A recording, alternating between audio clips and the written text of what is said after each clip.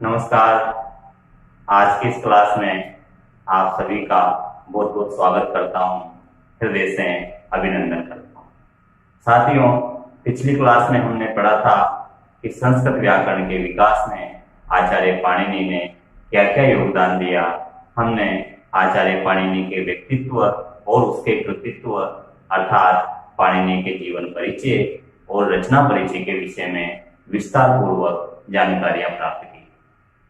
संस्कृत व्याकरण की जो आधारशिला आचार्य पाणिनि ने रखी थी, उस आधारशिला पर बाद के उत्तरकालीन आचार्यों कात्यायन, पतंजलि, भट्टोजी दीक्षित और वरदराज ने किस प्रकार एक विशाल भवन का निर्माण किया। व्याकरण का जो एक पौधा आचार्य पाणिनि ने लगाया था, उस पौधे को इन चारों उत्तरकालीन आचार्यों ने किस प्रकार पल्लवित करके एक वृक्ष के रूप में परिणित किया। आइए आज हम व्याकरण शास्त्र के विकास में इन चारों आचार्यों द्वारा दिए गए योगदान के विषय में चर्चा करते हैं और कालक्रम के अनुसार इन चारों आचार्यों में प्रथमतः हम आचार्य कात्यायन के विषय में पढ़ते हैं। तो आज का अपना टॉपिक होगा आचार्य कात्यायन का परिचय। आप सभी टॉपिक डालेंगे आचार्य कात्यायन का परिचय।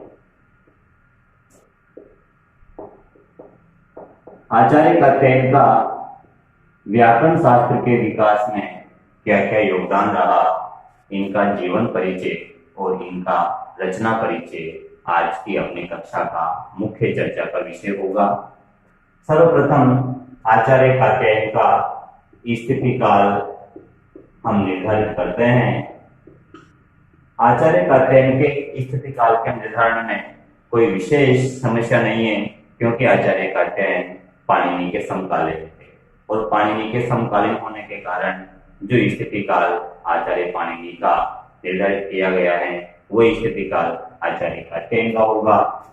तो इसके अनुसार आचार्य कात्यायन का स्थिति काल है 500 ईस्वी पूर्व से 350 ईस्वी पूर्व। आचार्य कात्यायन का मूल नाम क्या था? आचार्य कात्यायन के गोत्र का क्या नाम था? इनके माता पिता कौन थे? इनका निवास स्थान कहाँ था? इनके गुरु कौन थे? इन्होंने कहां से शिक्षा प्राप्त की थी? इन सारे बिंदुओं के विषय में एक एक करके आज हम चर्चा करेंगे, विस्तार से जानकारियां प्राप्त करेंगे। सबसे पहले हम लेते हैं आचार्य कात्यायन का मूल नाम। साथियों, जो कात्यायन नाम से यह व्यक्ति परिचित हैं, प्रचलित हैं संपूर्ण व्याकरण शास्त्र में, ये इनके गोत्र का नाम है। आचार्य कात्यायन का मूल नाम है वररुचि और गोत्र का नाम है कात्यायन। इनके माता पिता के विषय में यदि प्रश्न पूछा जाता है, आचार्य कात्यायन की माता कात्यायनी देवी के नाम से प्रचलित थी और आचार्य कात्यायन के पिता महर्षि याज्ञवल्क्य के माने जाते हैं। तो आचार्य कात्यायन कात्यायनी देवी और महर्षि याज्ञवल्क्य के पुत्र थे। निवास स्थान इनका महाराष्ट्र है और महाराष्ट्र को तत्कालीन साहित्य में दक्षिण भारत के रूप में जाना जाता था। इसलिए इनका निवास स्थान यदि पूछा जाता है और महाराष्ट्र किसी भी विकल्प में विद्यमान नहीं है, तो आप निसंदेह दक्षिण भारत का विकल्प सही लगाएंगे। और दक्षिण भारत के निवासी होने के कारण ही आचार्य कात्यायन का एक अपर नाम है दाक्षिणात्य मुनि, दाक्षिणात्य आचार्य, क्योंकि दक्षिण भारत के निवासी थे। इनके गुरु उपवर्ष हैं, जो आचार्य पाणिनि के गुरु थे। ऐसा कहा जाता है कि आचार्य पाणिनि और आचार्य कात्यायन ये दोनों सहपाठी थे और दोनों के गुरु एक ही थे, उपवर्ष। और ये जो उपवर्ष आचार्य हैं, ये तक्षशिला विश्वविद्यालय में आचार्य थे, इसलिए आचार्य कात्यायन की शिक्षा प्राप्ति भी तक्षशिला विश्वविद्यालय में। ये जो तक्षशिला विश्वविद्यालय है ये रावलपिंडी में है। ये रावलपिंडी शहर वर्तमान में पाकिस्तान में स्थित है।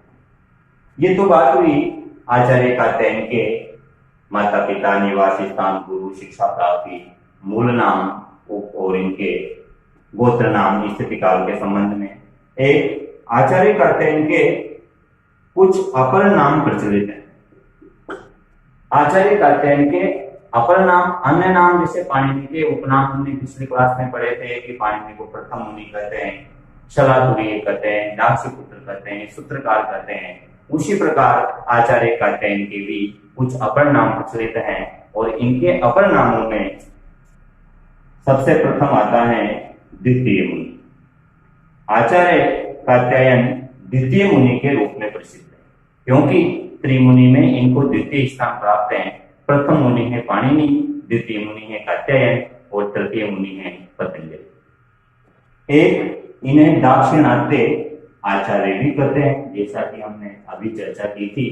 क्योंकि ये दक्षिण भारत के आचार्य हैं इसलिए इनको दाक्षिणात्य मुनि या दाक्षिणात्य आचार्य भी कहा जाता है। इनकी जो मुख्य रचना है वो है वार्तिक और वार्तिक के रचयिता होने के कारण आचार्य कात्यायन को व्याकरण शास्त्र में वार्तिक काल के नाम से जाना जाता है। एक इनका प्रचलित नाम था व्यायनीय। ये चार अपर नाम आचार्य कात्यायन के प्रसिद्ध हैं। इनमें जो सर्वाधिक महत्वपूर्ण है, परीक्षा में पूछे जाने लायक हैं, वो नाम है वार्तिक काल। चूंकि पाणिनि ने सूत्रों की रचना की थी इसलिए पाणिनि को सूत्रकार कहते हैं और कात्यायन ने वार्तिकों की रचना की है इसलिए कात्यायन को वार्तिक काल कहते हैं। ये तो बात हुई आचार्य पाणिनि के जीवन परिचय के विषय में, आचार्य कात्यायन के जीवन परिचय के विषय में। अब बात करते हैं हम आचार्य कात्यायन के रचना परिचय के विषय में। आचार्य कात्यायन ने कौन कौन सी रचनाएं लिखी। आचार्य कात्यायन की रचनाओं में सर्वाधिक महत्वपूर्ण रचना है वार्तिक, इसीलिए इनको वार्तिककार कहते हैं। तो यहाँ पर सबसे महत्वपूर्ण प्रश्न बनता है वार्तिककार कह वर्तते, आपका उत्तर होना चाहिए कहते हैं। मुख्य रचना वार्तिक। यद्यपि वार्तिक आचार्य कात्यायन की मुख्य रचना है तथापि वार्तिक के अतिरिक्त कुछ अन्य रचनाएं भी आचार्य कात्यायन ने लिखी हैं। उन अन्य रचनाओं में एक रचना है कात्यायनी शिक्षा, यह एक शिक्षा ग्रंथ है। एक रचना है कात्यायनी स्मृति, यह एक धर्म ग्रंथ है, स्मृति ग्रंथ है। कात्यायनी शिक्षा, कात्यायनी स्मृति और एक इन्होंने महाकाव्य भी लिखा और उस महाकाव्य का नाम था स्वर्गारोहण महाकाव्य। ये जो स्वर्गारोहण महाकाव्य है, क्योंकि इसके रचयिता आचार्य कात्यायन है इसलिए स्वर्गारोहण महाकाव्य को वार रुचम काव्य भी कहते हैं। वार रुचम काव्य वर रुचि द्वारा प्रणीत था, वर रुचि द्वारा रचित था, इस कारण इसको हम वार रुचम काव्य भी कहते हैं। यदि प्रश्न पूछा जाता है स्वर्गारोहण महाकाव्य से रचयिता कह वर्तते, उत्तर आसान है कात्यायन। किंतु यदि स्वर्गारोहण महाकाव्य इस नाम से प्रश्न न पूछ करके प्रश्न पूछते हैं वार रुचम काव्यम इति रूपेण किम महाकाव्यम प्रसिद्धम, वार रुचम काव्य के रूप में कौन सा महाकाव्य प्रसिद्ध है, तो फिर आपका उत्तर होना चाहिए स्वर्गारोहण महाकाव्य। यहाँ पर हमने मुख्य रचना और अन्य रचनाओं की जानकारी प्राप्त की। मुख्य रचना के संबंध में वार्तिक जो हमने पढ़ी, इसमें आप एक बात ध्यान रखेंगे कि वार्तिक को वाक्य भी कहते हैं। यदि प्रश्न आ जाए एतासु आचार्य कात्यायनस्य रचना का वर्तते, इनमें से आचार्य कात्यायन की रचना कौन सी।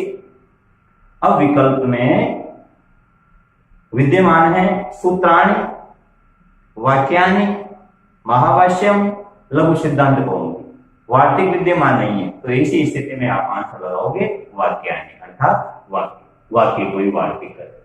अब यहाँ पर एक प्रश्न उपस्थित होता है कि वार्तिक कहते किसे हैं, वाक्य कहते किसे हैं, इसके अंदर इन्होंने क्या लिखा है। तो साथियों, आचार्य पाणिनि ने अष्टाध्यायी में जो 4000 सूत्र लिखकर संस्कृत व्याकरण का निर्माण किया। जब आचार्य कात्यायन ने उस अष्टाध्यायी के 4000 सूत्रों को पढ़ा तो इन्हें महसूस हुआ कि कुछ शब्द ऐसे हैं जिन्हें आचार्य पाणिनि की व्याकरण के द्वारा, अष्टाध्यायी के द्वारा सिद्ध नहीं किया जा सकता, या कोई बात ऐसी है जो पाणिनि कहना भूल गए, नहीं कह पाए, या कोई बात ऐसी है जो कही है तो बहुत कठिन कही है। ऐसी समस्त बातों पर चर्चा करने के लिए इन्होंने एक ग्रंथ लिखा है जिसका नाम है वार्तिक। जब इन्होंने अष्टाध्यायी के 4000 सूत्रों को पढ़ा तो उन 4000 सूत्रों में से इन्हें 1500 सूत्र ऐसे मिले जिनमें कोई न कोई त्रुटि थी, कोई न कोई कमी थी, और उन 1500 सूत्रों की कमियों को दूर करने के लिए इन्होंने 4000 वाक्य लिखे। प्रत्येक वाक्य को एक वार्तिक कहा जाता है, तो वार्तिकों की संख्या है 4000। अब यहाँ पर वार्तिक की जो परिभाषा है वो क्या होगी कि पाणिनि द्वारा रचित अष्टाध्यायी में विद्यमान त्रुटियों का निवारण करने के लिए आचार्य कात्यायन द्वारा लिखे गए वाक्यों को वार्तिक कहते हैं। इसको आप परिभाषा के रूप में लिखेंगे, वार्तिक की परिभाषा। ये समझने की बात है, परिभाषा परीक्षा में पूछे जाने लायक नहीं है, लेकिन वार्तिक क्या है ये जानना यहाँ पर अनिवार्य हो जाता है।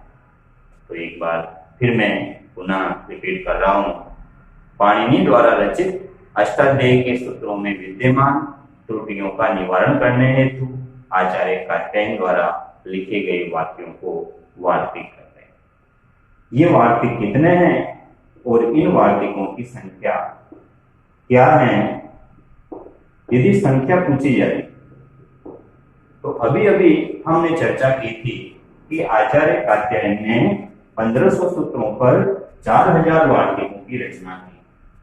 सूत्र नहीं लिखे, सूत्रों की रचना तो केवल पाणिनि ने ही की है, कात्यायन ने एक भी सूत्र की रचना नहीं की, लेकिन पाणिनि द्वारा जो अष्टाध्यायी में सूत्रों की रचना की गई उन सूत्रों में से 1500 सूत्र आचार्य कात्यायन को ऐसे मिले जिनमें कोई कमी थी, और उन 1500 सूत्रों पर इन्होंने कमियों की पूर्ति करने के लिए 4000 वार्तिकों की रचना।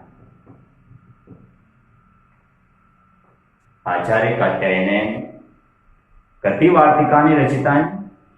उत्तर होगा 4000। बाद में जब आचार्य पतंजलि ने महाभाष्य लिखा तो महाभाष्य में सूत्रों की भी व्याख्या की और वार्तिकों की भी व्याख्या की। तो वार्तिकों में अधिकांश वार्तिकों का महाभाष्य में प्रत्याख्यान हुआ। इस कारण आचार्य पतंजलि के अनुसार वार्तिकों की संख्या 2500 है। आचार्य पतंजलि ने कितने वार्तिकों को स्वीकार किया है? 25। अगर पतंजलि के अनुसार वार्तिकों की संख्या पूछी जाती है तो आपका उत्तर होना चाहिए 25। बाद में जब आचार्य भट्टोजी दीक्षित ने अपना ग्रंथ लिखा सिद्धांत कौमुदी, सिद्धांत कौमुदी में आचार्य भट्टोजी दीक्षित ने केवल 836 वार्तिकों का उल्लेख किया।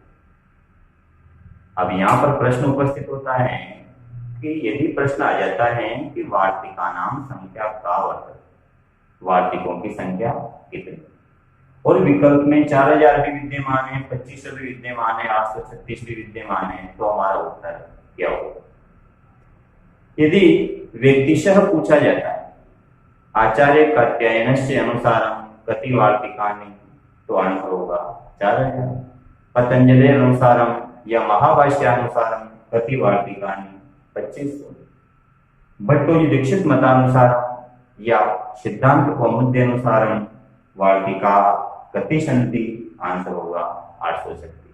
लेकिन यदि किसी आचार्य का या ग्रंथ का नाम नहीं आता और सीधा सीधा प्रश्न पूछा जाता है कि वार्तिका नाम संख्या का वर्तते, तो आपका उत्तर होना चाहिए 4000, क्योंकि वार्तिकों की संख्या तो 4000 ही, रचना तो 4000 वार्तिकों की हुई।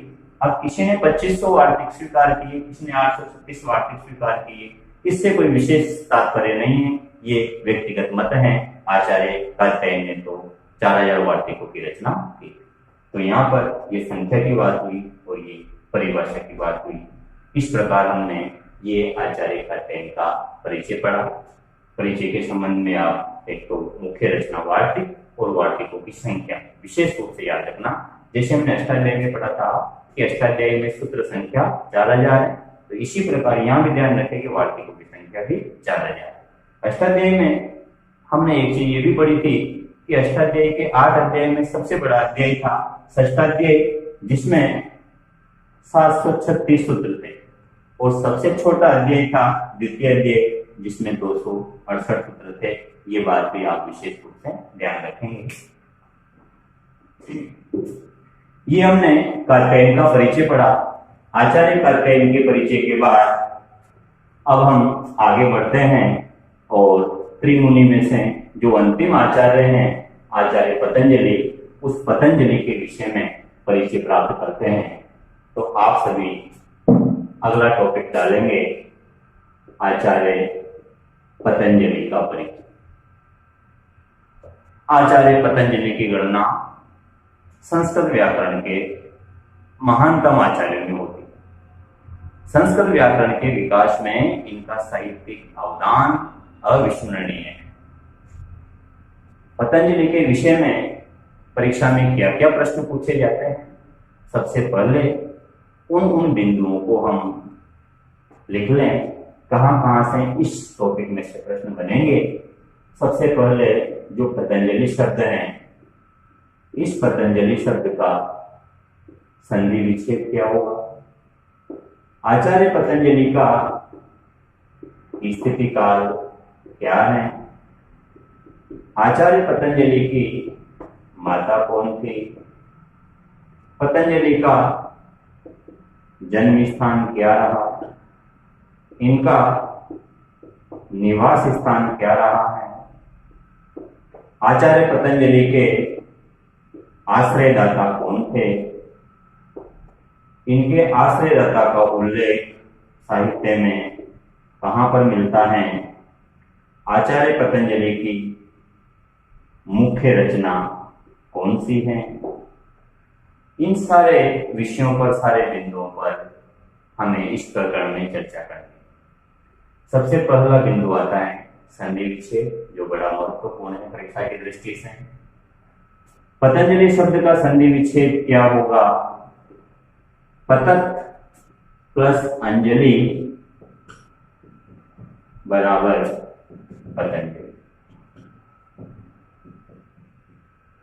ये जो शब्द है पतंजलि, यदि संधि विच्छेद पूछा जाता है तो पतत प्लस अंजलि हमारा उत्तर हो। किंतु यदि इसमें संधि का नाम पूछा जाता है, पतंजलि शब्द क संधि, पतंजलि शब्द में कौन सी संधि है, तो हमारा उत्तर होना चाहिए पररूप संधि। पतंजलि शब्द में पररूप संधि है। पररूप संधि क्यों है, यहां तो व्यंजन संधि की स्थिति बन रही है। पतत प्लस अंजलि, त व्यंजन है और व्यंजन के बाद स्वर विद्यमान है। जब एक व्यंजन और एक स्वर का मेल होता है, पहला वर्ण व्यंजन और दूसरा वर्ण स्वर, तो ऐसी स्थिति में व्यंजन संधि की स्थिति बनती है। लेकिन चूंकि ये शब्द अपवाद है और अपवाद होने के कारण ये पररूप संधि का शब्द है। एक वार्तिक आती है संधि में शकंद्वादिषु पररूपम वाच्यम। शकंद्वादि गण के जितने भी शब्द हैं सब में पररूप संधि है, और चूंकि पतंजलि शब्द भी शकंद्वादि गण में परिगणित है, इस कारण इस शब्द में भी पररूप संधि है। कैसे हुई उस वार्तिक का क्या अर्थ है, इन समस्त बातों की चर्चा हम संधि के प्रकरण में करेंगे। संधि विच्छेद के बाद हम लेते हैं स्थिति काल। आचार्य पतंजलि का स्थिति काल है 150 ईस्वी पूर्व से 50 ईस्वी पूर्व। यूं कह सकते हैं कि द्वितीय शताब्दी ईस्वी पूर्व लगभग। इनकी माता का नाम था गोणिका। और यहाँ पर जिज्ञासा हो सकती है आपकी कि माता का नाम गोणिका है तो पिताजी कौन थे? इनके पिताजी नहीं, केवल माई थी। कैसे इनका जन्म हुआ इसकी चर्चा भी हम करेंगे। जन्म स्थान गोनर्द प्रदेश।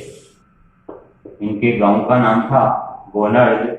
ये गोनर्द नाम का गांव महाराष्ट्र के विदर्भ प्रदेश के अंतर्गत पड़ता है। तो आचार्य पतंजलि भी आचार्य कात्यायन के समान महाराष्ट्रीय ब्राह्मण थे।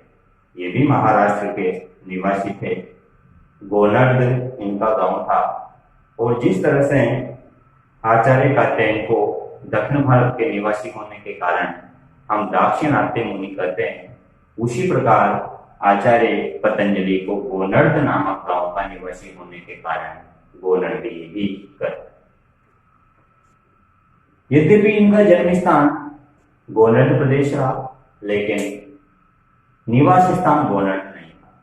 बाल्यकाल के बाद ये पाटलिपुत्र में जाकर निवास करने लगे थे। तो इनका निवास स्थान था पाटलिपुत्र। पाटलिपुत्र से तात्पर्य है पटना। ये जो पटना है, पाटलिपुत्र है, ये तत्कालीन मगध साम्राज्य की राजधानी था। तो मगध साम्राज्य की राजधानी पटना में ये निवास करने लगे थे। महाराष्ट्र से पाटलिपुत्र काफी दूर है। इतनी दूरी क्यों जाकर निवास करने लगे? क्योंकि उस समय मगध का एक प्रसिद्ध राजा था पुष्यमित्र शुंग। शुंग वंश का राजा था। इस पुष्यमित्र शुंग के आश्रय में ये जाकर रहे थे। उसी के दरबार में रहा करते थे। और जो पुष्यमित्र शुंग है, ये मगध का शासक था। मगध की राजधानी थी पाटलिपुत्र। तो शासक राजधानी में रहेगा तो उसका जो दरबारी है वो भी राजधानी में रहेंगे। इस कारण आचार्य पतंजलि का निवास स्थान पाटलिपुत्र कहा जाता है। और इस बात का उल्लेख भी मिलता है।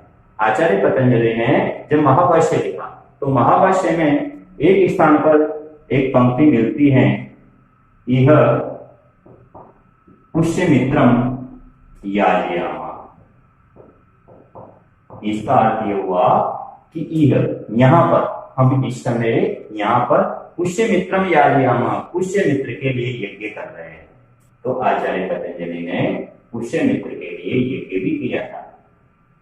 इस बात से यह प्रमाणित होता है कि आचार्य पतंजलि पुष्यमित्र शुंग के समकालीन थे और उस पुष्यमित्र शुंग के आश्रय में निवास करते थे। इसके बाद सबसे मुख्य बात पर आते हैं आचार्य पतंजलि की मुख्य रचना। आचार्य पतंजलि की मुख्य रचना है महाभाष्य। ये बड़ा महत्वपूर्ण प्रश्न है, परीक्षा में पूछा गया प्रश्न है। महाभाष्यम केन रचितम? आंसर होगा पतंजलि। पतंजलि के बाद ये तो आचार्य पतंजलि की मुख्य रचना हुई महाभाष्य। लेकिन महाभाष्य के अलावा इन्होंने कुछ अन्य रचनाएं भी लिखी हैं। इनकी अन्य रचनाओं में सर्वप्रथम और सर्वाधिक महत्वपूर्ण रचना है पातंजलि योग सूत्र। बड़ा महत्वपूर्ण ग्रंथ है, योग दर्शन का ग्रंथ है। मुख्य रचना के बाद हम इनकी अन्य रचनाओं के विषय में जानकारियां प्राप्त करते हैं। और अन्य रचनाओं में महत्वपूर्ण रचना है पातंजलि योग सूत्र। भारतीय षड दर्शन में एक महत्वपूर्ण दर्शन है योग दर्शन। जो योग दर्शन का मुख्य ग्रंथ है, उस मुख्य ग्रंथ का नाम है पातंजलि योग सूत्र। और उसकी रचना पतंजलि ने की थी, क्योंकि योग दर्शन के प्रवर्तक महर्षि पतंजलि माने गए। पातंजलि योग सूत्र के अलावा इन्होंने एक महाकाव्य भी लिखा था और उस महाकाव्य का नाम था महानंद महाकाव्य।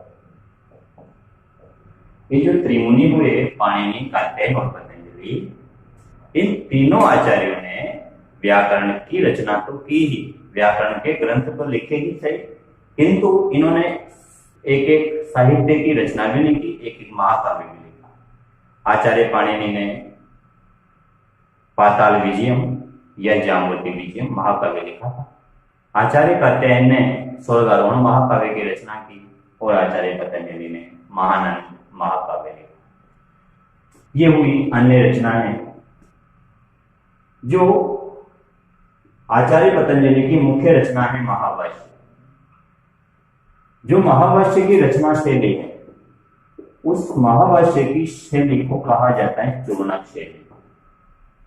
क्योंकि चूर्णक शैली में आचार्य पतंजलि ने महाभाष्य की रचना की, इसलिए आचार्य पतंजलि का एक उपनाम है, अन्य नाम है चूर्णिकाकार।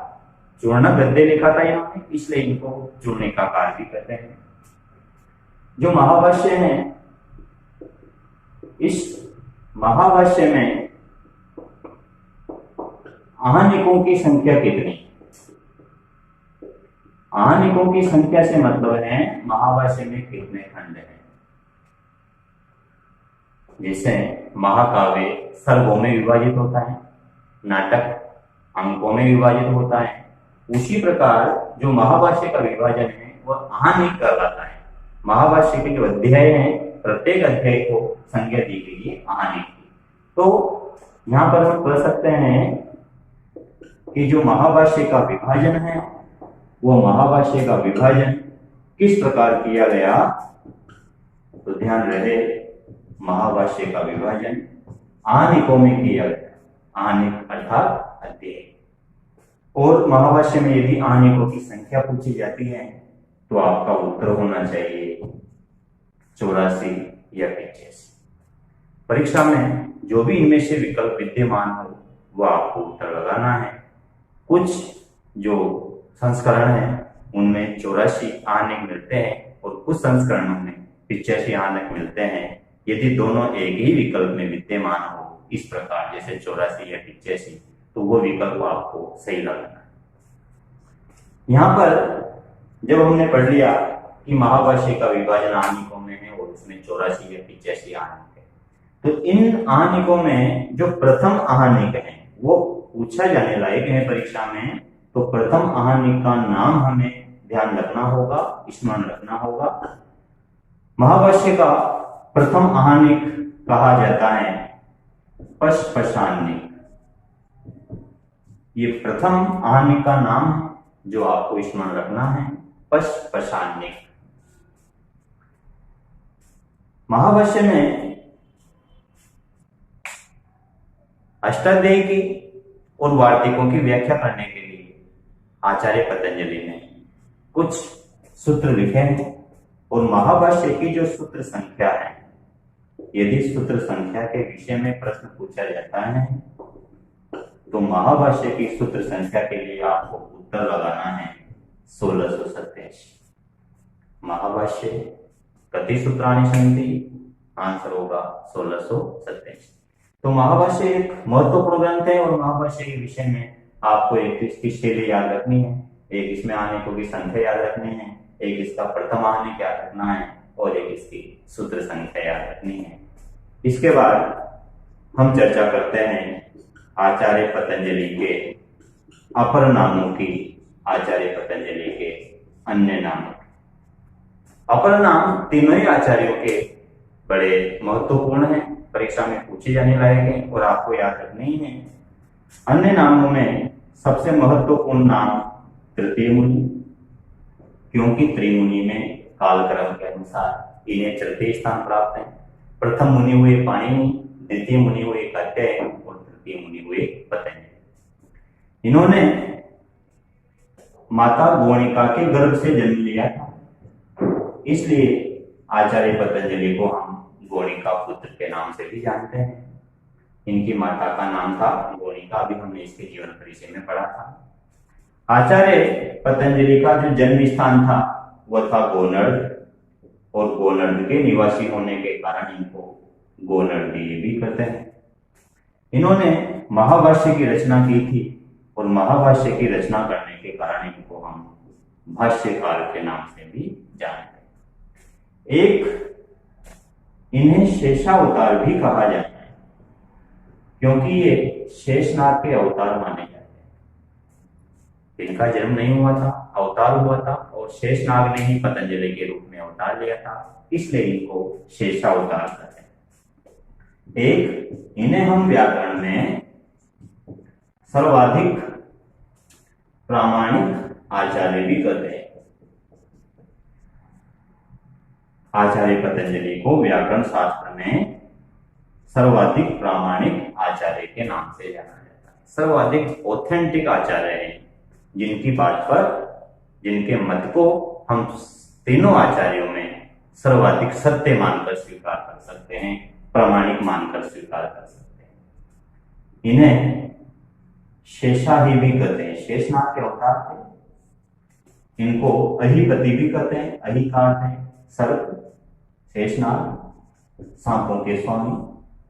इन्हें फणिव्रत के नाम से भी जाना जाता है। ये समस्त आचार्य पाणिनि के अपर नाम है, जो आपको एक एक करके ध्यान रखने हैं। इनमें जो सर्वाधिक महत्वपूर्ण है वो है भाष्यकार, गोनर्दीय और शेषावतार। ये तीनों नाम अति महत्वपूर्ण हैं। यहां पर हमने आचार्य पाणिनि की रचनाओं के विषय में पढ़ा। जब इनके अपर नाम पढ़े, अपर नामों में तृतीय मुनि इसलिए कहते हैं क्योंकि इनका त्रिमुनि में तृतीय स्थान है। गोणिका पुत्र इसलिए कहते हैं क्योंकि इनकी माता का नाम गोणिका था। गोनर्दीय इसलिए कहते हैं क्योंकि इनका जन्म स्थान गोनर्द था। भाष्यकार इसलिए कहते हैं क्योंकि उन्होंने भाष्य की रचना की, महाभाष्य की रचना की। शेषावतार इसलिए कहते हैं क्योंकि ये शेषनाग के अवतार। शेषाही इसलिए कहते हैं क्योंकि ये शेषनाग थे, अहि मतलब सर्प, अहिपति सांपों के स्वामी, फणिव्रत फण को धारण करने वाले। सांप एक फण होता है, उसको धारण करता है, शेष को फणिव्रत कहते हैं। किंतु यहाँ पर एक शब्द है सर्वाधिक प्रामाणिक। इन्हें सर्वाधिक प्रामाणिक मुनि क्यों कहा जाता है?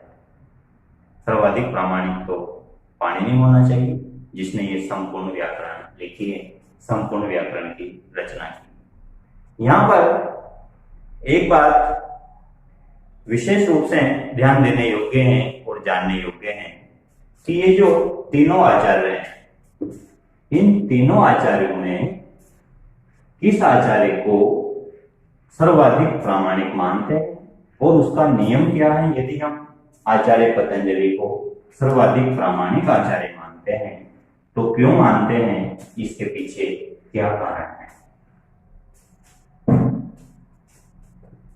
जो प्रामाणिकता की बात है कि इन तीनों आचार्यों के बीच प्रामाणिकता के विषय में क्या नियम है, ये बड़ी जानकारी का विषय है, एक महत्वपूर्ण जानकारी है।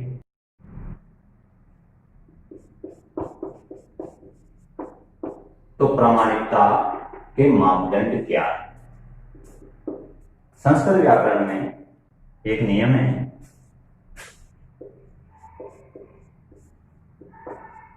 यथोत्तरम मुनीनाम प्रामाण्य।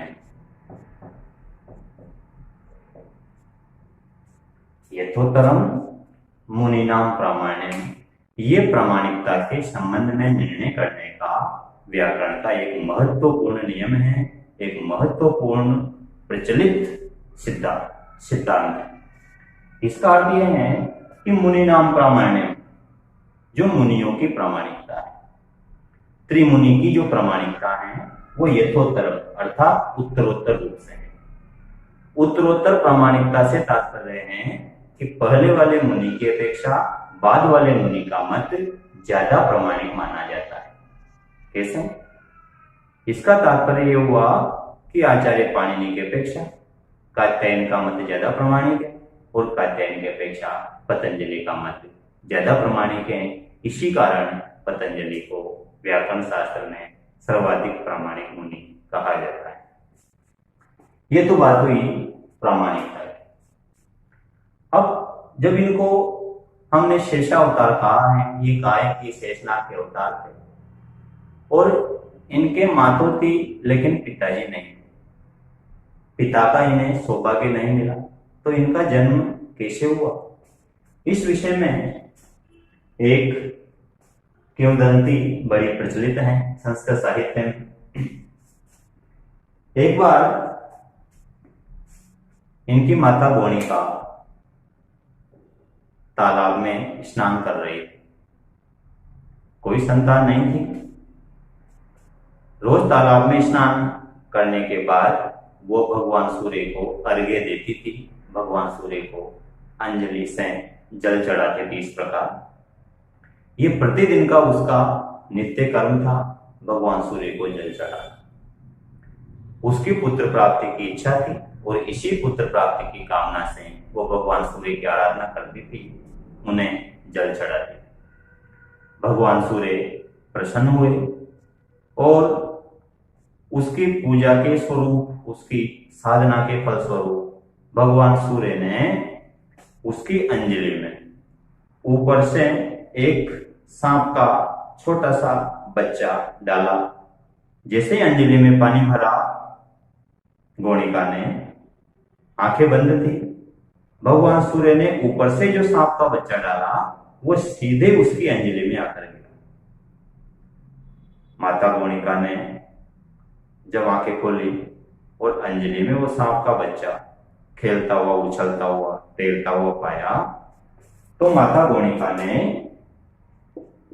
उस सर्प के बच्चे से पूछा कि कौर भगवान आप कौन हो? कौर भगवान आप कौन हो? उसका पूछने का उद्देश्य था कह भगवान। कह अर्थात कौन, भगवान अर्थात आप कौन हो? किंतु विसर्ग संधि करके और संधि के नियमों के अनुसार जितनी भी संधियों के अधिकार आ रहा है वो सारी संधियां करने के बाद शब्द बना कौर। गोणिका ने पूछा कौर भगवान आप कौन थे, कौन हो, कौन थे वो? पतंजलि थे साक्षात, जिन्होंने सर्प के रूप में अवतार लिया था, जन्म लिया था, तो भी साक्षात पतंजलि थे। क्योंकि पतंजलि ने सांप के रूप में जन्म लिया था, इसलिए इन्होंने स्पष्ट शब्दों में कह दिया कि सबको हम मैं सांप, सब पर अहम मैं सांप। संधि विच्छेद करेंगे इसका, संधि विच्छेद होगा सब पर अहम मैं सांप। क्योंकि सांप को सर्प कहते हैं, यहां पर ऊपर र आना चाहिए, सर्पो हम, और र आएगा तभी इस प्रकार का द्वित्व होगा, क्योंकि अचोरहाभ्याम द्वे एक नियम है, आगे बढ़ेंगे। लेकिन यहाँ र विद्यमान नहीं है, सांप को सर्प कहते हैं, र नहीं लिखा इन्होंने। तो गोणिका ने आचार्य पतंजलि से पूछ लिया, जब इन्होंने रकार नहीं बोला, सीधा बोला कि सबको हम, प के ऊपर का रकार इन्होंने उच्चारित नहीं किया। तो गोणिका ने पूछा कि रेफः कुत्र गतः, रेफ तुम्हारा र कहां गया? जो ऊपर आधा र आता है उसको संस्कृत व्याकरण में रेफ बोला जाता है। तो कि रेफः कुत्र गतः, तुम्हारा र कहां गया?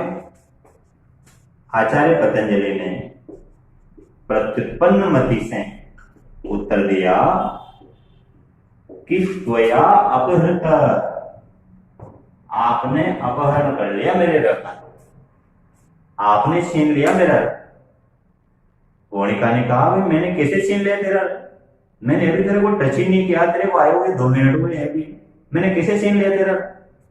पतंजलि ने समझाया कि जब आपने कहा कि कह भगवान आपको, ठीक है आपने संधि कर ली, और संधि के नियमानुसार क्योंकि विसर्ग के पूर्व अविद्यमान है और विसर्ग के बाद घोष वर्ण है, तो यहां पर हसिच सूत्र की प्रवृत्ति होगी और उसके अनुसार यहां पर ओ आना चाहिए, को। जैसे मन प्लस गति, ये देखो आप, विसर्ग के पूर्व अविद्यमान है और विसर्ग के बाद अर्थात घोष वर्ण विद्यमान है तृतीयाक्षर, तो ऐसी स्थिति में शब्द बनता है मनोगति। ये जो स्थिति है और ये जो स्थिति है इसमें कोई अंतर नहीं है, यहाँ भी घोष वर्ण है ग और यहाँ पर भी घोष वर्ण है। तो इसी से शब्द बनना चाहिए मनोगति, अर्थात विसर्ग और अ मिलकर ओ बन जाता है। विसर्ग का ओ बनेगा, मिलकर ओ बनेगा। ये सब संधि में चर्चा का विषय है। फिलहाल मैं आपको ये बताना चाह रहा हूं कि यहाँ पर गोणिका ने र का अपहरण कैसे किया। मनोगति बनना चाहिए, यानी विसर्ग के स्थान पर ओ बनना चाहिए, विसर्ग के स्थान पर ओ बना दिया। लेकिन यहाँ पर र कहां से आएगा? विसर्ग का तो वही बनेगा, या तो विसर्ग का वही बनेगा या विसर्ग का रही बनेगा। जैसे पुनः प्लस निर्माण, इस स्थिति में शब्द बनेगा पुनर्निर्माण। यहां पर विसर्ग का र बना और यहां पर विसर्ग का ओ बना, या तो विसर्ग का ओ ही बनेगा या विसर्ग का र ही बनेगा, दोनों में से कोई एक ही बनेगा। लेकिन गोणिका ने विसर्ग के स्थान पर ओ भी बना दिया और र भी बना दिया। यहां पर नियमानुसार बनना चाहिए था, बनाया इसने, लेकिन इसने र तो एक्स्ट्रा जोड़ा ना, अतिरिक्त जोड़ा। जब इसने र अतिरिक्त जोड़ लिया तो पतंजलि ने अपने नाम में से र कम कर दिया, और जब पूछा इसने की तरह र कहां गया तो बता दिया कि मेरा र तूने ले लिया, ऊपर छीन लिया मेरा र तूने। ये जो आचार्य पतंजलि और इनकी मां गोणिका के बीच संवाद हो, इस संवाद को व्याकरण शास्त्र के इतिहास में पतंजलि गोणिका संवाद के नाम से जाना जाता है, जो बड़ा रोचक और बड़ा महत्वपूर्ण है। पतंजलि गोणिका संवाद। इस पतंजलि गोणिका संवाद से हमें दो जानकारियां मिलती हैं कि आचार्य पतंजलि के पिता नहीं थे, तथापि इनका जन्म कैसे हुआ, और एक ये कि आचार्य पतंजलि जन्मतः विद्वान थे, जन्मजात विद्वान थे, जो उत्पन्न होते ही व्याकरण के विषय में इस प्रकार के ज्ञान का प्रदर्शन कर रहे हैं। तो साथियों, यहाँ पर आकर के आचार्य पतंजलि का परिचय पूर्ण होता है, और इसी के साथ हमने तीनों आचार्यों अर्थात त्रिमुनि का परिचय विस्तार पूर्वक पढ़ लिया। इस त्रिमुनि के बाद दो आचार्य शेष बचते हैं, आचार्य भट्टोजी दीक्षित और आचार्य वरदराज। तो आइए आज हम आचार्य भट्टोजी दीक्षित और आचार्य वरदराज के विषय में भी जानकारी प्राप्त करते हैं, ताकि जो अपना ये पहला टॉपिक है व्याकरण शास्त्र का इतिहास, ये इसी क्लास में पूर्ण हो जाए। तो अपना अगला टॉपिक होगा भट्टोजी दीक्षित का परिचय। आप सभी टॉपिक का नाम डाल लीजिए, भट्टोजी दीक्षित का परिचय। आचार्य भट्टोजी दीक्षित ने व्याकरण शास्त्र में जो योगदान दिया, यद्यपि इतना योगदान तो नहीं था जो त्रिमुनि ने दिया है, तथापि जितना भी उनका योगदान था वो अपने आप में अविस्मरणीय है, बड़ा महत्वपूर्ण है। भट्टोजी दीक्षित, ये भट्टोजी दीक्षित भी महाराष्ट्रियन थे, महाराष्ट्रीय ब्राह्मण थे।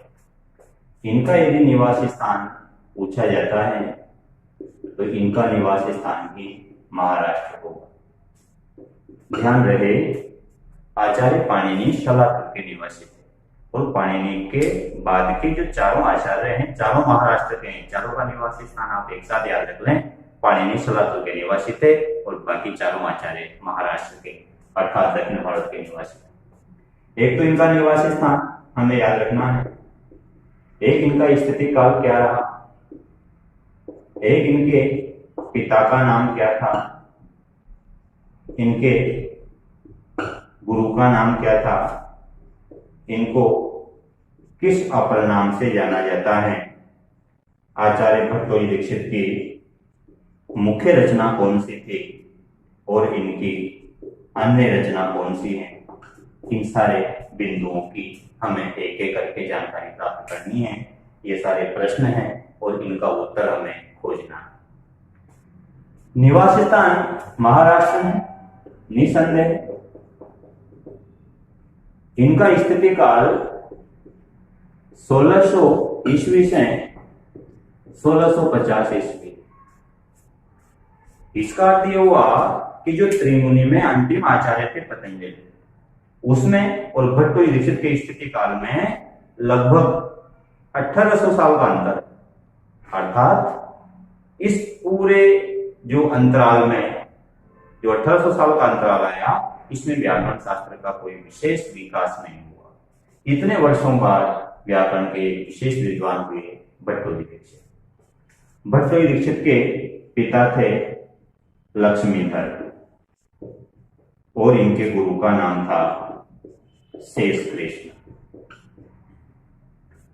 निवास स्थान महाराष्ट्र, स्थिति काल 1600 ईस्वी से 1650 ईस्वी। यदि इस अवधि में विकल्प विद्यमान नहीं हो, शताब्दी में विकल्प विद्यमान हो, तो आपका उत्तर होना चाहिए 17वीं शताब्दी। वे तीनों मुनि ईसा पूर्व के थे और ये ईसा के बाद के। इनका अपर नाम प्रचलित है वृत्तिका। जिस प्रकार से हम आचार्य पाणिनि को सूत्रकार कहते हैं, कात्यायन को वार्तिकार कहते हैं, पतंजलि को भाष्यकार कहते हैं, उसी प्रकार भट्टोजी दीक्षित का उपनाम है वृत्तिकार, क्योंकि इन्होंने व्याकरण शास्त्र की वृत्तियों की रचना की थी। वृत्ति क्या है? प्रत्येक सूत्र को समझाने के लिए उस सूत्र के नीचे एक पंक्ति दी होती है। जैसे सूत्र है इको यणचि, इको यणचि सूत्र के नीचे विस्तार से दिया हुआ है इकः स्थाने यणस्यात् अच्छी परे संहितायाम विषय। तो वो जो नीचे वाक्य दिया हुआ है उसको विस्तार से समझाने के लिए उसको कहते हैं वृत्ति। दूसरे शब्दों में कहें तो संस्कृत भाषा में जो सूत्र का अर्थ दिया रहता है उसी अर्थ को वृत्ति कहते हैं। चूंकि इन वृत्तियों की रचना भट्टोजी दीक्षित ने की थी, इस कारण भट्टोजी दीक्षित को वृत्तिकार कहते हैं। आचार्य भट्टोजी दीक्षित की मुख्य रचना है सिद्धांत कौमुदी। इस सिद्धांत कौमुदी को हम वैयाकरण सिद्धांत कौमुदी भी कहते हैं। सिद्धांत कौमुदी का ही दूसरा नाम है वैयाकरण सिद्धांत कौमुदी। यद्यपि इन्होंने एक अन्य रचना भी लिखी और वह थी प्रौढ़ मनोरमा।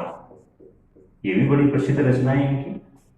लेकिन ये जो प्रौढ़ मनोरमा है ये सिद्धांत कौमुदी की टीका है। टीका अर्थात व्याख्या।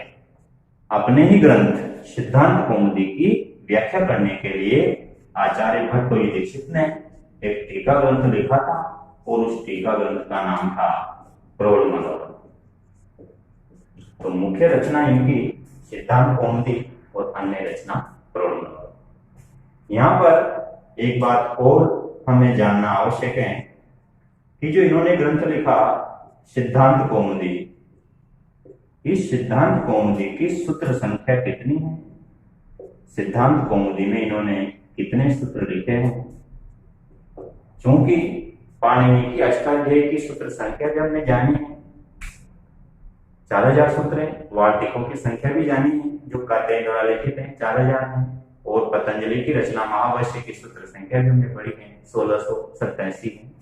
उसी क्रम में सिद्धांत कौमुदी की सूत्र संख्या भी जानना आवश्यक है।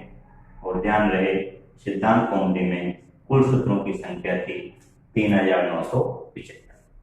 ये हमने आचार्य भट्टोजी दीक्षित के विषय में पढ़ा था।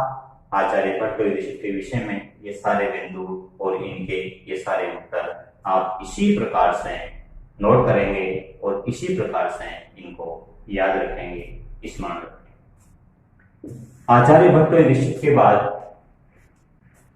पांचों आचार्यों में अंतिम आचार्य आते हैं वरदराज। ये आचार्य वरदराज भट्टोजी दीक्षित के ही शिष्य थे। इस कारण से वरदराज और भट्टोजी दीक्षित के स्थिति काल में कोई ज्यादा अंतर नहीं। आचार्य वरदराज का जो स्थिति काल माना जाता है वो माना जाता है 1650 ईस्वी से 1750 ईस्वी, क्योंकि ये उन्हीं के शिष्य थे तो लगभग इनका स्थिति काल भी उन्हीं के आसपास। आचार्य वरदराज का निवास स्थान भी अपने गुरु के समान महाराष्ट्र ही रहा। आचार्य वरदराज के पिता दुर्गातनय, इनके पिता का नाम था दुर्गातनय और इनके गुरु तो स्वयं भट्टोजी दीक्षित ही थे।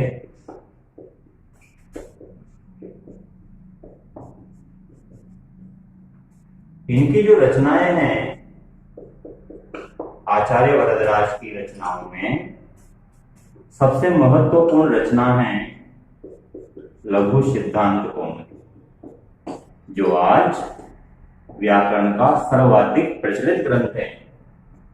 यदि व्याकरण की आज सर्वाधिक प्रचलित कोई रचना है जिसका सर्वाधिक अध्ययन और अध्यापन होता है तो वह रचना है लघु सिद्धांत कौमुदी। यद्यपि इसके अलावा दो अन्य रचनाएं भी इन्होंने लिखी हैं, जिनमें एक है मध्य सिद्धांत कौमुदी और एक है सार सिद्धांत कौमुदी, किंतु इन दोनों रचनाओं को संस्कृत व्याकरण के क्षेत्र में उतना महत्वपूर्ण स्थान नहीं मिला जितना लघु सिद्धांत कौमुदी को मिला। इनमें से जो लघु सिद्धांत कौमुदी है, इस लघु सिद्धांत कौमुदी में 1275 सूत्र है। ये लघु सिद्धांत कौमुदी का ही लघु संस्करण है। सिद्धांत कौमुदी और लघु सिद्धांत कौमुदी अर्थात छोटी सिद्धांत कौमुदी। तो सिद्धांत कौमुदी में से जो अति महत्वपूर्ण सूत्र थे, उन अति महत्वपूर्ण 1275 सूत्रों को छांट करके आचार्य वरदराज ने लघु सिद्धांत कौमुदी की रचना की। लघु सिद्धांत कौमुदी में अलग से कोई सूत्र नहीं लिखा। लघु सिद्धांत कौमुदी में आचार्य वरदराज ने सिद्धांत कौमुदी में से ही 1275 सूत्र लिए, जो अति महत्वपूर्ण थे, अति प्रचलित थे, अति व्यावहारिक थे, और उनके संग्रहित करके एक ग्रंथ बना दिया लघु सिद्धांत कौमुदी। और मध्य सिद्धांत कौमुदी की रचना भी इन्होंने की, जिसमें इन्होंने सूत्रों की संख्या रखी 2315। तो मध्य सिद्धांत कौमुदी में सूत्र हैं 2315 और सार सिद्धांत कौमुदी में कोई सूत्र नहीं है। इनमें गद्य के रूप में व्याकरण का सार दिया हुआ है, यह सूत्रात्मक ग्रंथ नहीं है। तो आचार्य वरदराज के विषय में ये जानकारी हमने प्राप्त की। इनमें एक बात जानना अति महत्वपूर्ण हो जाता है और वह है लघु सिद्धांत कौमुदी। अभी अभी मैंने कहा था कि आज अगर व्याकरण का सर्वाधिक प्रचलित और सर्वाधिक महत्वपूर्ण ग्रंथ यदि कोई है तो वही लघु सिद्धांत कौमुदी, जिसका सर्वाधिक पठन पाठन होता है, सर्वाधिक अध्ययन किया जाता है। तो क्यों ना हम लघु सिद्धांत कौमुदी के विषय में कुछ जानकारियां प्राप्त कर लें कि इस ग्रंथ में से किस किस प्रकार से प्रश्न हमें पूछा जा सकता है। तो थोड़ा सा हम यहाँ वरदराज के परिचय के साथ ही लघु सिद्धांत कौमुदी का परिचय भी प्राप्त कर लेते हैं। लघु सिद्धांत कौमुदी के विषय में क्या क्या प्रश्न हमसे पूछे जा सकते हैं। सबसे पहली बात और सर्वाधिक महत्वपूर्ण प्रश्न है ये कि लघु सिद्धांत कौमुदी के रचयिता कौन है। सामान्य सा प्रश्न अभी अभी हमने पढ़ा है। लघु सिद्धांत कौमुदी का रचयिता यदि पूछा जाता है तो आपका उत्तर होगा वरदराज। एक तो प्रश्न पूछा जा सकता है इसके रचयिता के विषय। एक, लघु सिद्धांत कौमुदी में सूत्र संख्या कितनी है, ये भी हमने अभी पढ़ा है। सूत्रों के संदर्भ में यहां पर हमसे ये भी पूछा जा सकता है कि लघु सिद्धांत कौमुदी का प्रथम सूत्र कौन सा है और लघु सिद्धांत कौमुदी का अंतिम सूत्र कौन सा है। क्योंकि लघु सिद्धांत कौमुदी का अध्ययन संस्कृत के प्रत्येक कक्षा में प्राय किया जाता है। ऐसी कोई कक्षा नहीं होगी, ऐसी कोई परीक्षा नहीं होगी जिसके पाठ्यक्रम में लघु सिद्धांत कौमुदी का अंश नहीं होगा। तो यहाँ पर हमें यह भी जानना आवश्यक हो जाता है कि लघु सिद्धांत कौमुदी का प्रथम सूत्र कौन सा है और लघु सिद्धांत कौमुदी का अंतिम सूत्र कौन सा है। इसके अलावा एक महत्वपूर्ण बिंदु ये कि लघु सिद्धांत कौमुदी का प्रयोजन क्या है। जब आचार्य भट्टोजीषित ने सिद्धांत कौमुदी की रचना कर ही दी थी, जो एक विशाल ग्रंथ है, एक संपूर्ण ग्रंथ है। जब संपूर्ण ग्रंथ विद्यमान था तो एक लघु ग्रंथ लिखने की क्या आवश्यकता थी, इसका क्या प्रयोजन है और लघु सिद्धांत कौमुदी का उपनाम क्या है, अपर नाम क्या है और लघु सिद्धांत कौमुदी का आज क्या महत्व है। इन सारे विषयों पर आज हमें चर्चा करनी है, सारे बिंदुओं पर चर्चा करनी है। सबसे पहले रचयिता की जहां तक बात है तो ये एक सरल प्रश्न है इसका उत्तर होगा वरदराज।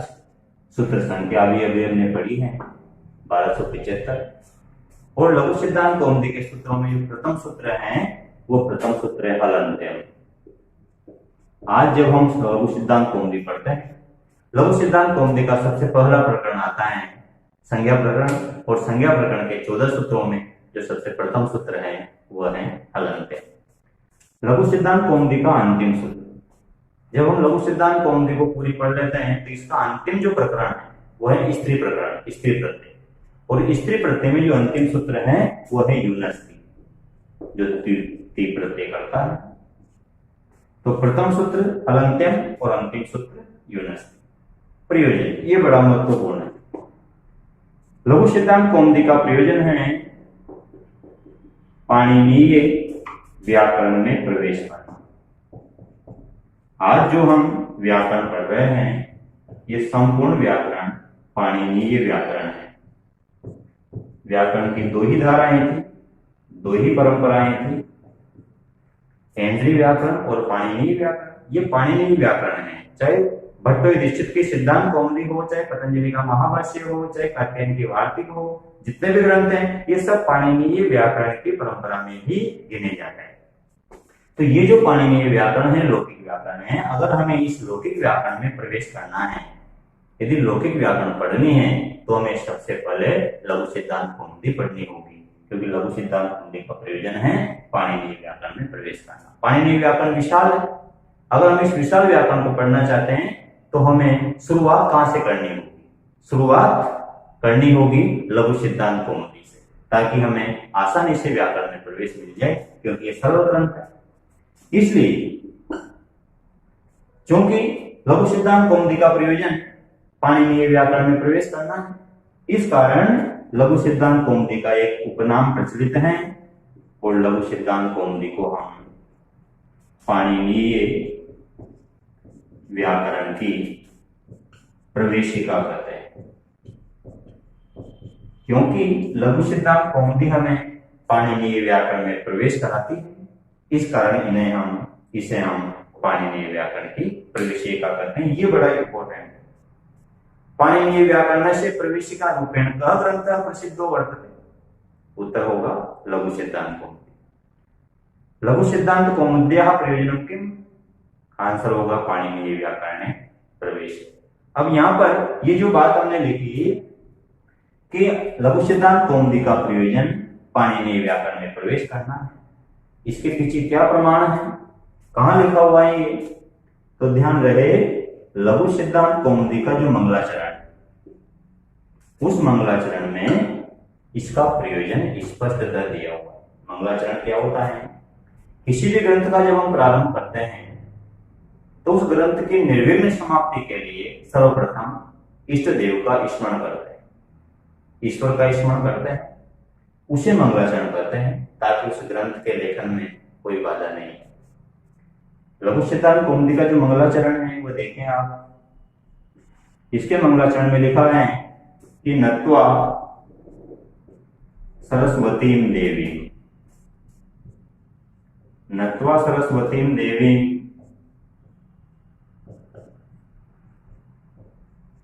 शुद्धां गुण्यां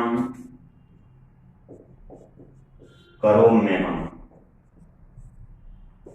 नत्वा सरस्वतीं देवीं शुद्धां गुण्यां करोम्यहम्।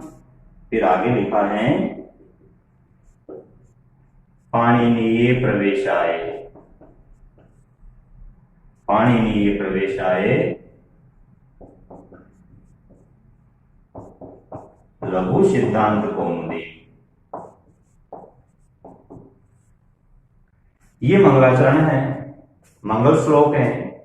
इस मंगल श्लोक में आचार्य वरदराज कह रहा है कि करोमि अहम, ये जो शब्द है करोम में हम यण संधि हो रही है, करोमि अहम, करोमि का जो ई है उस ई के स्थान पर ए आदेश हो रहा है, जिसमें अहम का आकार मिल रहा है।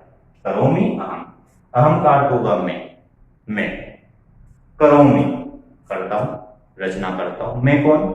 वरदराज, वही करे।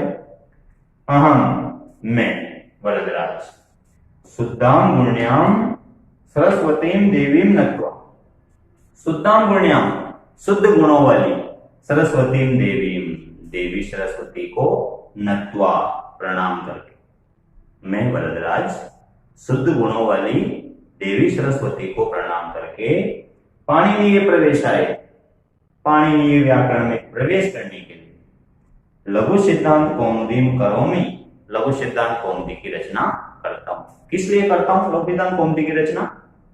स्पष्ट लिखा है पाणिनीय प्रवेशाय, पाणिनीय व्याकरण में प्रवेश करने के।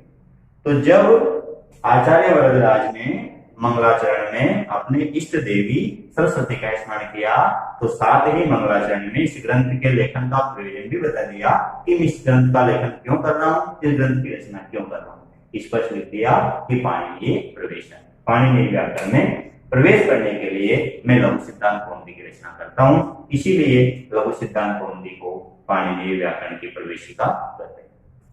अब यहाँ पर एक बात और कि आज लघु सिद्धांत कौमुदी व्याकरण का सर्वाधिक प्रचलित और महत्वपूर्ण ग्रंथ है। क्या महत्व है इसका? लघु सिद्धांत कौमुदी में सूत्रों के उदाहरणों के साथ बड़ी अच्छे प्रकार से व्याख्या की गई है। महाभाष्य के समान महाभाष्य में भी अच्छी प्रकार से व्याख्या की गई है। महाभाष्य और कौमुदी ये दोनों व्याख्यात्मक ग्रंथ हैं, जिनसे हमें व्याकरण का सरलता से अवबोध हो जाता है। किंतु महाभाष्य और कौमुदी दोनों में से कौन सा ग्रंथ ज्यादा महत्वपूर्ण है, कौन सा ग्रंथ ज्यादा सरल है, इस विषय में एक उक्ति संस्कृत व्याकरण में प्रचलित है। उससे ये निर्धारण हो जाता है कि इन दोनों में से कौन सा ग्रंथ ज्यादा महत्वपूर्ण है। इसमें लिखा है कि कौमुदी यदि आयाति, कौमुदी यदि आयाति वृथा भाष्ये परिश्रमा,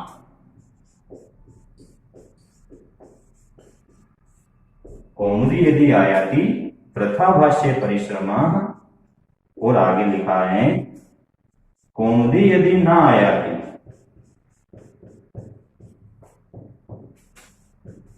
वृथा भाष्ये परिश्रमा। क्या अर्थ हुआ इस श्लोक का?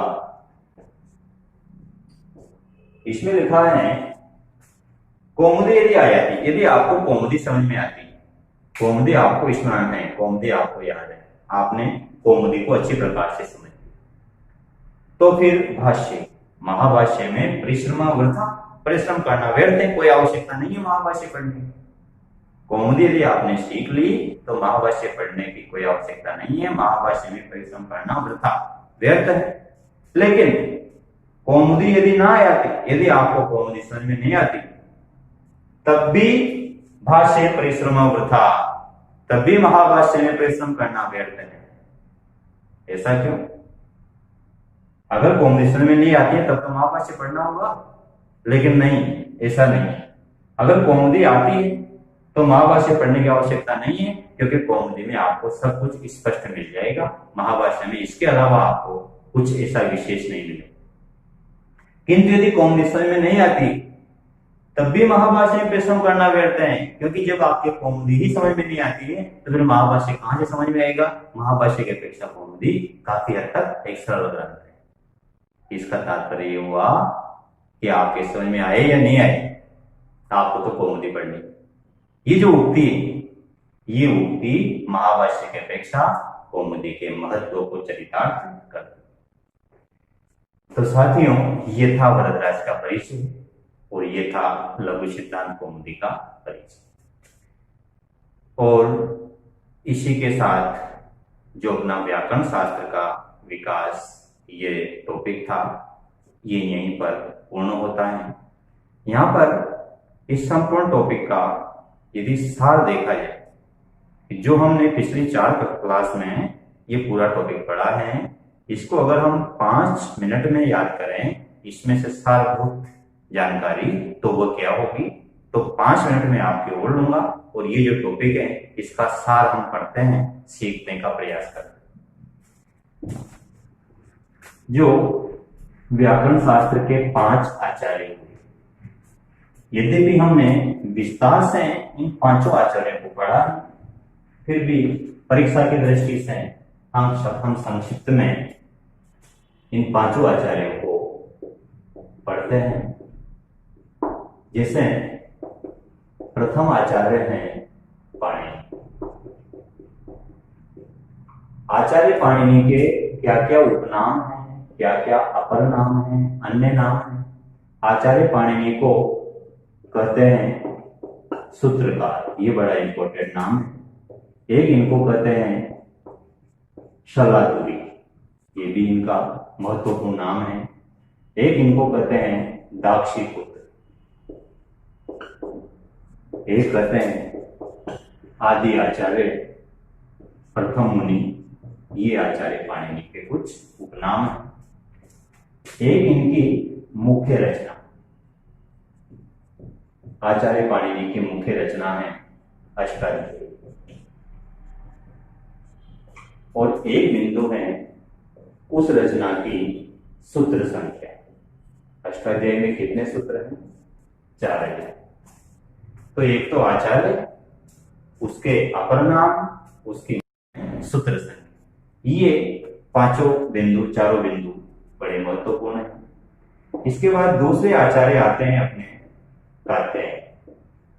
आचार्य कात्यायन के उपनामों में एक तो इनका उपनाम था वार्तिककार, एक इनका उपनाम था दाक्षिणात्य आचार्य, और एक इन्हें द्वितीय मुनि कहते हैं, दाक्षिणात्य मुनि। इनकी मुख्य रचना थी वार्तिक, और हमने पढ़ा था कि वार्तिकों की संख्या भी 4000 है, आज ही हमने पढ़ा था। इसके बाद तृतीय आचार्य आते हैं अपने पतंजलि। पतंजलि को भाष्यकार कहते हैं, पतंजलि को गौणिका पुत्र कहते हैं, पतंजलि को शेषावतार कहते हैं, पतंजलि को तृतीय मुनि कहते हैं, गोनर्दीय कहते हैं। ये सब पतंजलि के उपनाम हैं, और इनकी जो मुख्य रचना है वह है महाभाष्य, और महाभाष्य की सूत्र संख्या है 1627।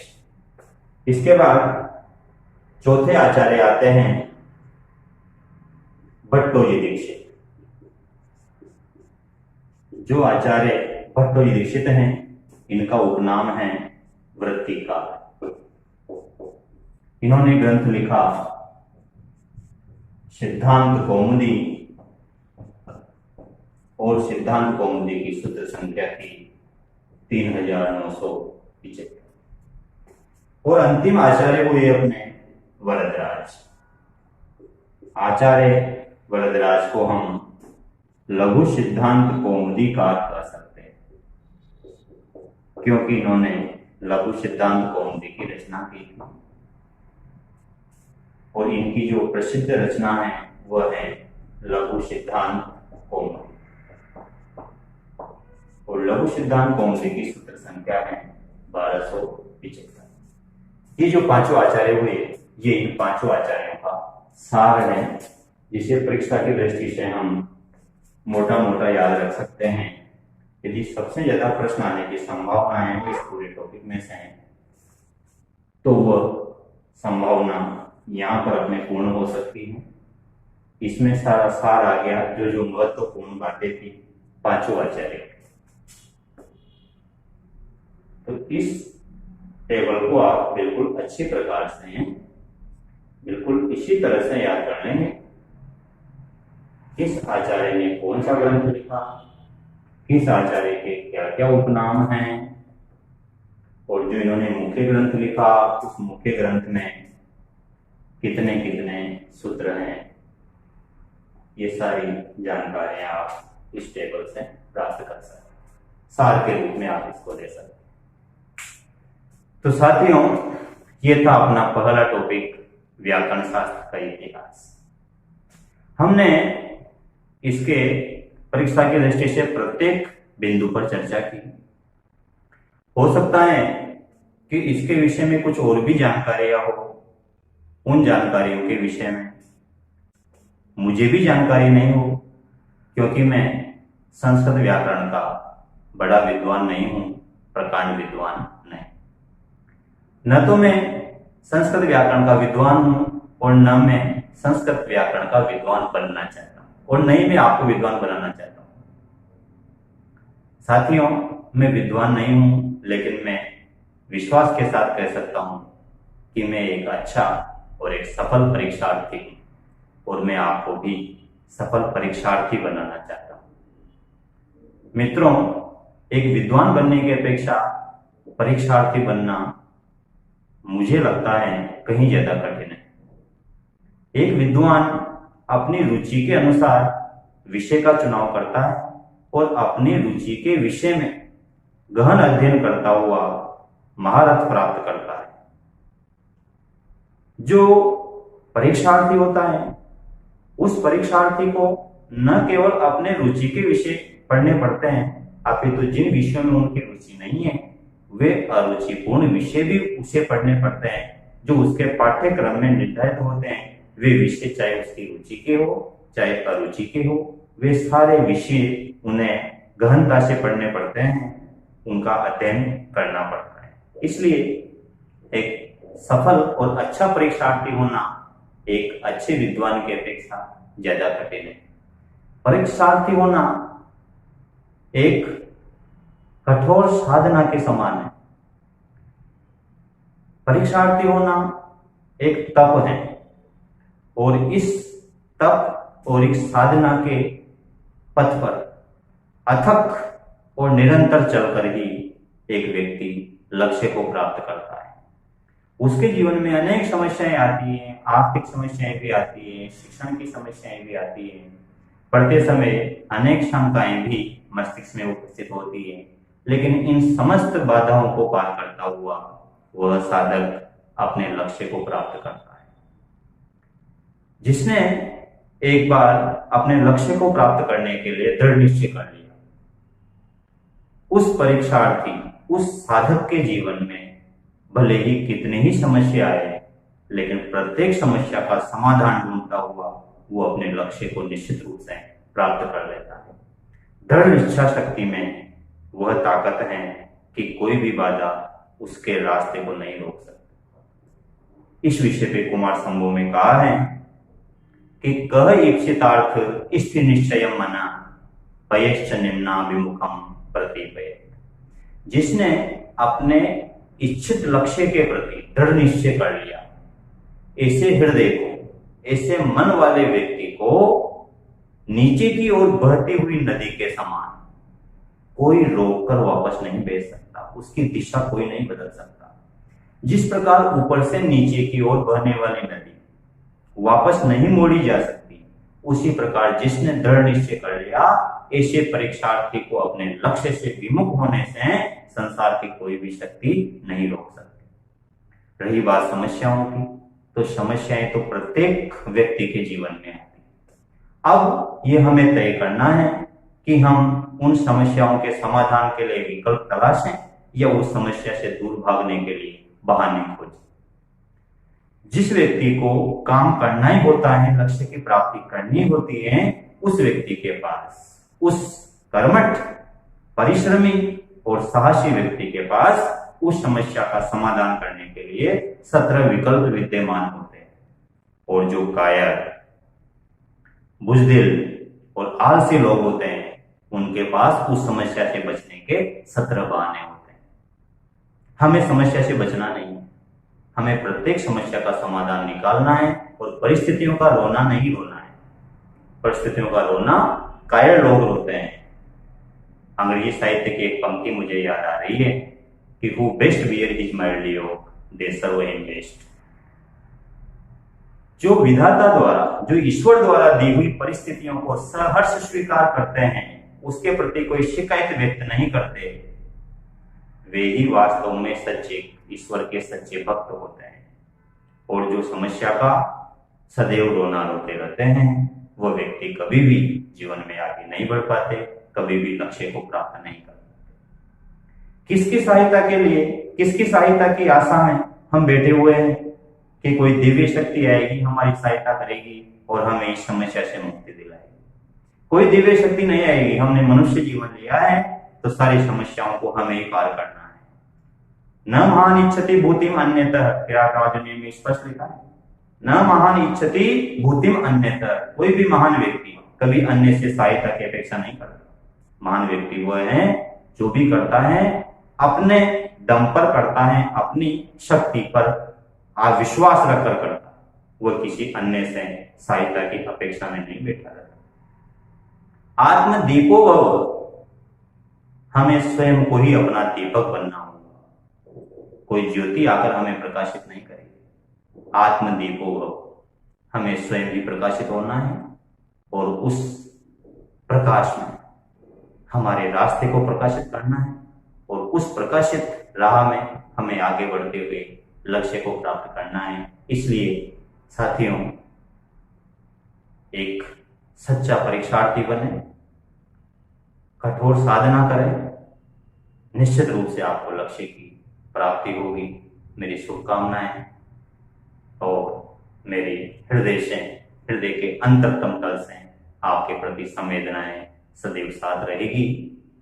आप सभी का बहुत बहुत धन्यवाद। इस विषय में मैं आपको अग्रिम कक्षा की जानकारी देना चाहता हूं। अब यहां से ये जो विषय हमने पढ़ा, ये एक कॉमन विषय था जो सभी परीक्षाओं में समान रूप से पूछा जाता है।